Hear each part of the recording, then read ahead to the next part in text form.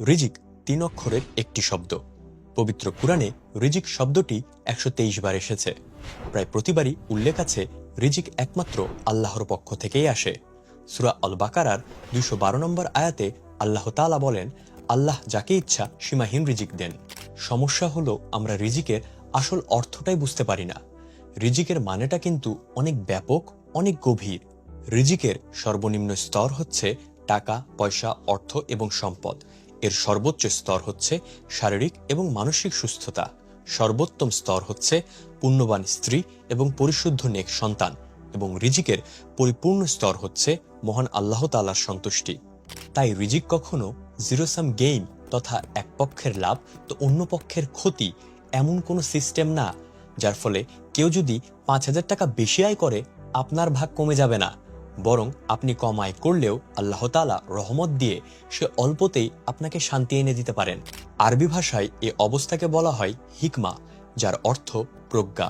অর্থাৎ কোনো ব্যক্তি যদি সর্ব অবস্থায় সন্তুষ্ট থাকে, শান্তিতে থাকে, তার মানে আল্লাহ তাআলা তাকে হিকমা দান করেছেন। সংক্ষেপে হিকমা অর্থ নিজেকে মানিয়ে চলা এবং তাতে সন্তুষ্ট থাকা। আল্লাহ যাকে হিকমা দান করেন তার ভেতর থাকে সাকিনা। আরবি সাকিনা শব্দের অর্থ শান্ত, প্রশান্ত, ধীর, স্থির। ধরুন টেবিল ভর্তি খাবার, অথচ আপনি প্রত্যেকটা খাবারেই দোষ খুঁজে বের করছেন, পেট ভরে খেতে পারছেন না। কেননা আপনাকে সম্পদ তো দেওয়া হয়েছে, কিন্তু হিকমা দেওয়া হয়নি, যার ফলে আপনার ভেতর কোনো সাকিনা নেই। আবার ধরুন আপনাকে হিকমা দেওয়া হয়েছে, যে জন্য আপনি আলু ভর্তা ডাল দিয়ে পরম প্রশান্তিতে পেট ভরে খেয়ে উঠে বলে উঠবেন আলহামদুলিল্লাহ। সত্যি বলতে আমাদের এই বোঝাপড়ার অভাবেই হিংসা জন্মায়। একজন এগিয়ে গেলে আরেকজনের মন খারাপ হয়ে যায়।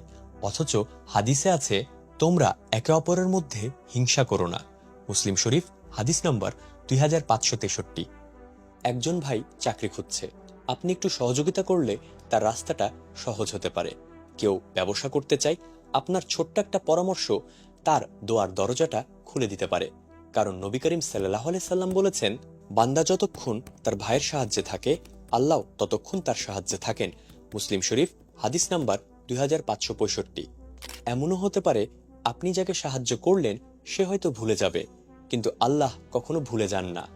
আপনি এর প্রতিদান আখিরাতে তো পাবেনই, কিন্তু এই পৃথিবীতেই কোনো না কোনো ভাবে আল্লাহ তাআলা তার 10 গুণ আপনাকে নিশ্চয়ই ফিরিয়ে দেবেন।